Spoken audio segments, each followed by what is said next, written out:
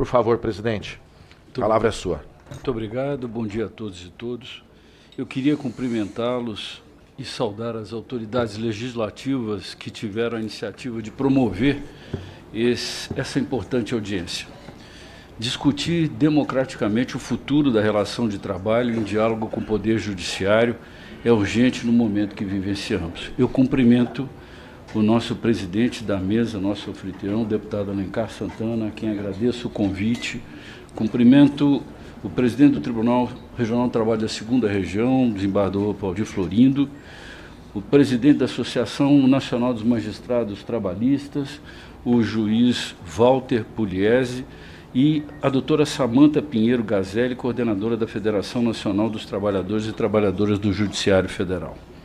Em geral, eu costumo falar sem seguir um roteiro previamente estabelecido, mas, em respeito a essa audiência, a necessidade de que essas informações sejam registradas, eu farei a leitura, deputado, da minha manifestação nessa importante audiência. Aqui eu quero começar dizendo que são muitas e complexas as questões afetas ao mundo do trabalho hoje. Elas vão desde das históricas mazelas do mercado de trabalho brasileiro, marcado pela informalidade, mas pelas fraudes e pela persistência de relações e condutas remanescentes do passado escravocrata, até aquelas decorrentes da incorporação de novas tecnologias, como o teletrabalho, o trabalho relacionado a redes sociais e o uso da inteligência artificial. Por consequência, são importantes os desafios endereçados ao Poder Judiciário. Um aspecto que, como juiz do trabalho, me mobiliza e que eu escolho para tratar com os senhores nesse pouco tempo de que disponho, está entre esses dois movimentos permanentes do mercado brasileiro: a persistência do velho e o deslumbramento trazido pelo novo. Trago hoje para nossa reflexão o tema da pejotização, que é objeto de tema de repercussão geral no âmbito do Supremo Tribunal Federal. O STF afetou o tema na repercussão geral 389 com o seguinte enunciado: aspas, competências e ônus da prova nos processos que discutem a existência de fraude no contrato civil comercial de prestação de serviço e a licitude da contratação de pessoa jurídica ou trabalhador autônomo para essa finalidade. No julgamento, cuja relatoria está a cargo dos ministros Gilmar Mendes, tem-se a perspectiva de que, a partir do lead case do ARI 153.263, estabelecesse um entendimento vinculante quanto ao fenômeno da pejotização. Mas não é só. Conforme descrição contida no sítio virtual do próprio STF, trata-se de, aspas, recurso extraordinário que se discute à luz do entendimento consolidado na DPF 324, a licitude da contratação de trabalhador autônomo ou pessoa jurídica para prestação de serviço, bem como o ônus da prova relacionada à alegação de fraude na contratação civil. Preliminarmente será analisada a competência da Justiça do Trabalho para julgar as causas que tratam da existência de fraude no contrato civil comercial de prestação de serviços.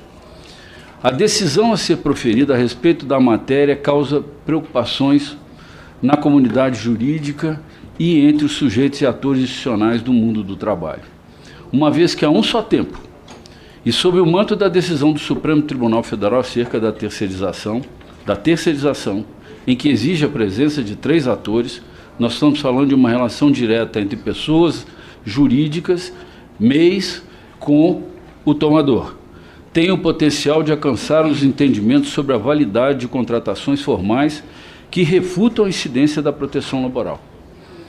Sobre a prerrogativa da Justiça do Trabalho, de analisando fatos e provas, aplicar o princípio da primazia da realidade sobre a forma e coibir fraudes, sobre a distribuição dinâmica do ônus da prova em face de assimetrias e vulnerabilidades identificadas nas relações materiais de trabalho, e ainda sobre a amplitude da competência da Justiça do Trabalho. Em síntese, o que se pretende aqui é que se torne facultativa a contratação pela CLT e deixe a critério do empregador a escolha de uma ausência de regime sob o entendimento de que isso gerará liberdade e aumentará emprego. Lei nenhuma aumenta ou diminui emprego. O que aumenta ou diminui emprego é o crescimento da economia, o que nós temos assistido recentemente. O que está se oferecendo sob um discurso em que há uma apropriação da subjetividade desses trabalhadores é o nada pelo tudo. Você vai ser livre com nada, enquanto que o tudo é inconveniente nesse momento. Portanto, o tema é complexo, multifacetado e com grande potencial de interferência na regulação social do trabalho. Mas eu trago essa questão como uma representação efetiva do que seja a relação tensa entre o que é anacrônico e o que é moderno no mundo do trabalho.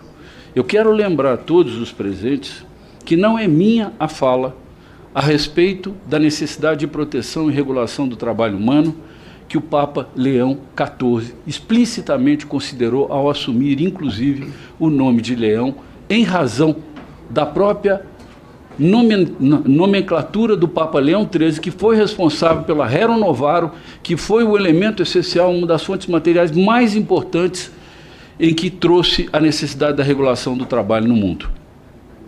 A pejotização tem sido colocada no debate público, até mesmo em algumas instâncias do Poder Judiciário, como expressão de formas de contratação mais flexíveis e compatíveis com determinadas formas de trabalho, sobretudo aquelas mais qualificadas. E a Justiça do Trabalho é apontada nessa percepção como aquela que impede esse tipo de contratação se desenvolva, inibindo sua validade por meio de declarações de nulidade e reconhecimento de vínculo empregatício. Eu não posso deixar de comentar aqui, porque esse país foi construído nesses 80 anos tendo como base a consolidação das leis do trabalho. Nenhum de nós tem um ascendente que não foi contratado pela CLT e não construiu sua família e trouxe a sua realidade como forma de desenvolvimento desse país através da proteção da CLT. Nós não estamos aqui para impedir o desenvolvimento econômico. Esse país cresceu muito com a CLT, inclusive com níveis muito baixos de empregabilidade, que hoje voltam à tona, porque em 2015 nós tínhamos em torno de 6% de desemprego. Hoje quase o mesmo tanto que nós tivemos naquela época. Mas antes tínhamos a CLT, agora não.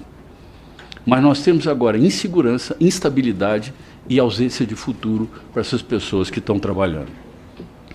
Por outro lado, aos olhos de quem labuta na Justiça do Trabalho há 40 anos, a pejotização se apresenta como uma manifestação fraudulenta típica e nada inovadora do nosso mercado de trabalho, em que agentes econômicos buscam contratar trabalho de forma menos onerosa, subvertendo a legislação trabalhista e sonegando direitos assegurados constitucionalmente. E aqui eu me preocupo que toda essa história da pejotização seja um grande argumento para estabelecerem um acordo limitando a competência da Justiça do Trabalho pelo valor do salário percebido pelos trabalhadores. Esse é o grande escopo que se pretende através dessa discussão. Eu trago a pior dos mundos, mas ofereço uma solução que significa o seguinte: CLT é facultativo e artigo 7º da Constituição não existe mais. Mas vou chegar lá. Trata-se de fraude na qual a constituição de um CNPJ não corresponde à existência de uma atividade empresarial em sentido estrito, mas sim a um disfarce do trabalhador, pessoa física, que presta serviço com pessoalidade de subordinação.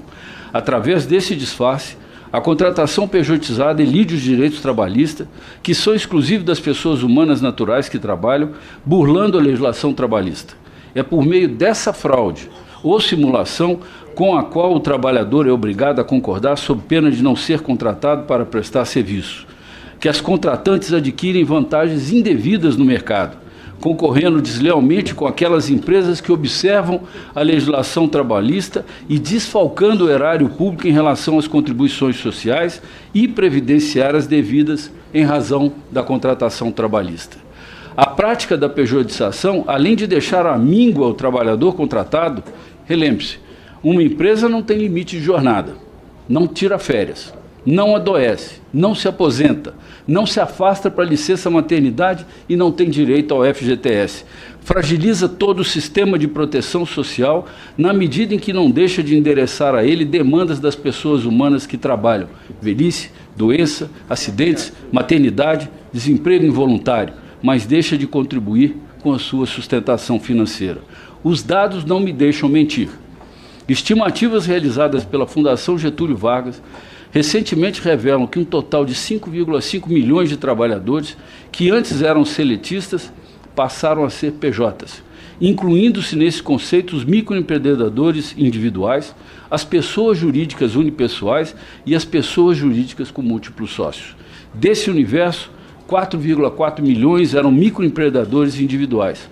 Os demais constituíram-se sobre outras formas jurídicas. Essa migração do regime seletista para a contratação pejotizada implicou, no período de janeiro de 22 a julho de 25, um déficit de 70,26 bilhões, no valor calculado a partir dos valores efetivamente descontados a títulos de contribuição previdenciária dos empregados demitidos no período analisado, somado à parcela patronal.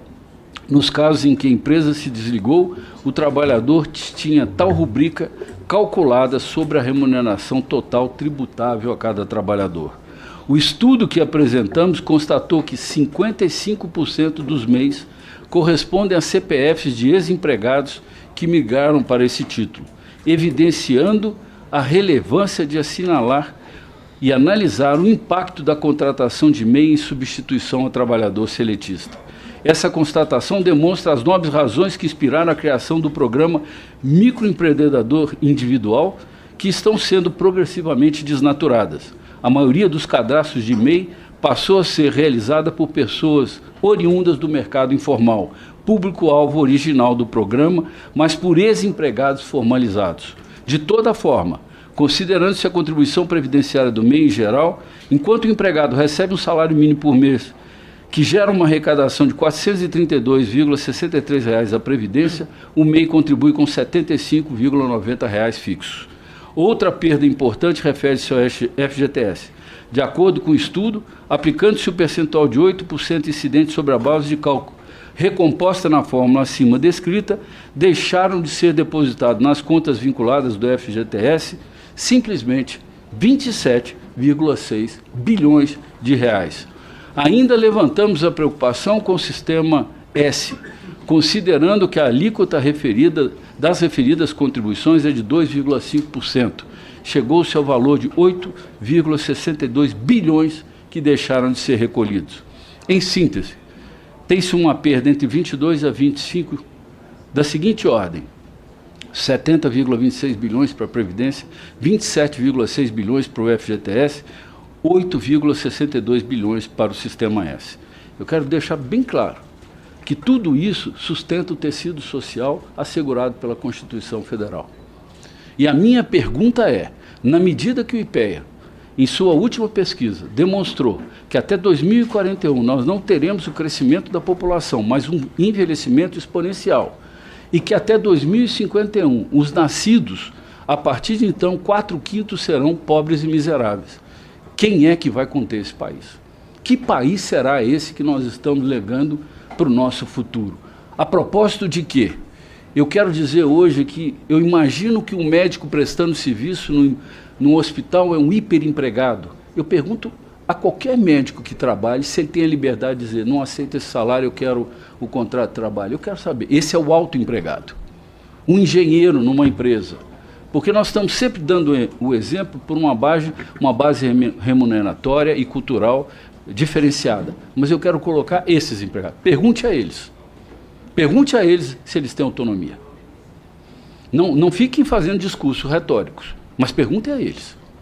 Porque autoempregado, ninguém é contra com PJ, mas PJ é aquele que precifica, é aquele que escolhe o momento do trabalho dele, é aquele que oferece o trabalho dele. Eu quero saber se uma criança pedalando uma bicicleta é empreendedor, porque ninguém está fiscalizando se tem uma criança pedalando uma bicicleta. Ninguém está fiscalizando se tem uma motocicleta que não tem placa registrada prestando serviço de entrega. E ninguém está registrando que tem 13.477 mortes de motoboys por ano nesse país. E se juntarmos os últimos anos, nós chegamos a 36 mil. Eu tenho cansado de dizer isso. Isso está acontecendo há mais de 10 anos. E eu não falo só deles, eu falo das pessoas que não têm segurança para o futuro. Quem é que tem segurança sendo um PJ? Quem é? E vai disputar um mercado num cowork em que ele não sabe quem pode oferecer pelo menor preço. Isso é a barganha da miséria e da concorrência desleal. Então eu estou trazendo esses números porque entendo que eles sejam mais relevantes do que o impacto social configurado pelo sofrimento e vulnerabilidade de 5,5 milhões de trabalhadores, aliados de direitos protetivos básicos. A ideia de governança pelos números é típica da razão neoliberal, como nos explica Alain Supior, e tenta converter toda a possibilidade de discussão racional a um cálculo financeiro e suas expressões de superávit ou déficit. Mas, nesse caso, eu entendo que os números oferecem uma dimensão da tragédia que vivenciamos. Ao sacrifício imposto a esses trabalhadores atingidos pela fraude trabalhista, soma-se ainda eventuais impactos adversos a outros trabalhadores e trabalhadoras que seriam potencialmente beneficiados por esses fundos públicos e que também serão, ainda que indiretamente, afetados. A fragilização da imperatividade da contratação trabalhista e da possibilidade ampla de a Justiça do Trabalho declarar a nulidade de fraudes também corrói o poder judicional de que é investido esse ramo social da justiça e produz, com isso, sinalização negativa para todo o mercado de trabalho, no sentido da redução do poder de coerção e, portanto, de efetividade dos direitos trabalhistas. Estamos falando de um fenômeno de grandes e coletivas proporções, que afetam todo o sistema público de proteção social em suas múltiplas dimensões. A ideia de que fazer prevalecer a forma da pessoa jurídica sobre a forma pessoa física decorreria de um respeito à autonomia da vontade, de vulneráveis, contratados por meios de contrato de adesão porque não tem outra alternativa que não a venda de sua força de trabalho para sobreviver. Tem como consequência jurídica e política que a força de trabalho humana contratada por tais arranjos passe a ser desumanizada. Desumanizada não apenas porque trata artificiosamente como empresa essas pessoas, mas porque, ao ser conduzida dessa forma jurídica, a pessoa humana que trabalha deixa de ter proteções jurídicas compatíveis com sua vulnerabilidade física, psíquica, social e passa a ser tratado como um agente econômico que flutua ao sabor da mercantilização de si que emana do ideário neoliberal. A cidadania e os direitos humanos são atributos da pessoa e não de empresas. E é nesse lugar que devem estar os trabalhadores e trabalhadoras brasileiras, como cidadãos tributários de direitos humanos e da distribuição de justiça social. É nessa chave lógica que a Justiça do Trabalho se movimenta e é sob essa perspectiva que eu gostaria de convidar as senhoras e os senhores a refletir nesse debate.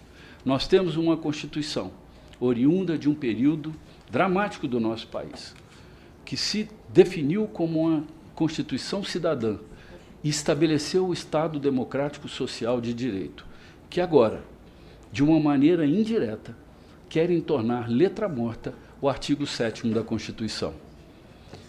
Eu não sei qual é o futuro que nos espera. Hoje nós estamos com a COP discutindo a situação climática e da existência humana. Agora eu pergunto, e aqui, se me permitem, presidente, eu vou terminar a minha fala, uma fala de 30 anos atrás, por isso que a gente imagina quando ela foi posta, do Betinho. E ele disse o seguinte, quando ainda nós não falamos de inteligência artificial: a tecnologia moderna é capaz de realizar a produção sem emprego. O diabo é que a economia moderna não consegue inventar o consumo sem salário. O que nós estamos assistindo é que essas pessoas que teriam o direito constitucional a ter uma proteção estão sendo apropriadas em sua subjetividade para dizer, sob uma perspectiva de um suposto êxito profissional de empreendedor, né, uma meritocracia, entre aspas, em que as pessoas saem de uma posição totalmente desigual, porque mesmo sob a ideia liberal, a meritocracia só pode ser computada quando todos saem do mesmo ponto de partida, não quando há uma diferença muito grande. Então, o que se preserva com a proteção do trabalho humano? A dignidade e as pessoas e, sobretudo, o futuro do país. Nós não vamos ter como sustentar uma previdência de pessoas envelhecidas e doentes, e nós não vamos permitir que essas pessoas possam construir o futuro, ter sonhos, proteger suas famílias, porque eles estão sujeitos a qualquer eventualidade. Que o Brasil seja justo para todos e não só para 1%. Muito obrigado.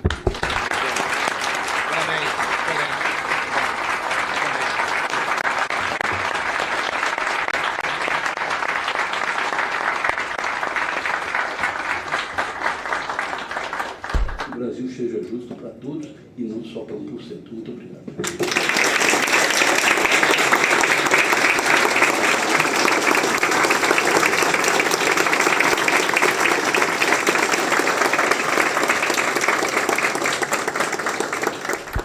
Obrigado, presidente. Bela exposição, bela mensagem.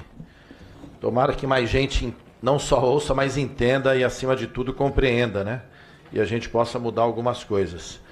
Esse tal de 1% parece que não, mas ele é poderoso, viu, gente? Recentemente aqui na casa teve um debate, uma proposta que a gente chama dos BBBs, das bets dos bancos dos bilionários. Nem consegui a voto, nós conseguimos, porque a força desses ocultos, querendo ou não, é uma força poderosa e faz muita coisa acontecer nos diversos cantos, nos diversos espaços, inclusive dentro do parlamento. Tudo que vai chegar perto tem uma força extraordinária contrária que faz recuar. Eu dizer que também eu chamei aqui o nosso líder, Lindenberg, para poder dar uma palavra, mas acho que ele não vai conseguir chegar porque está tendo uma colégio de líderes. Ele vai ver se pintar algum intervalo e justamente discutindo aí o projeto antifacção, que deu uma grande polêmica, o Bongás falou um pouco, e a gente entende ali que inclusive uma proteção a algumas figuras que jamais mereciam proteção, né? Uma nova blindagem que querem passar aqui na casa e a gente está lutando contra. Bom, vou passar agora ao presidente do TRT, segunda região, São Paulo, Dr. Valdir aqui, obrigado pela presença. Dr. Valdir Florindo, por favor, fique à vontade.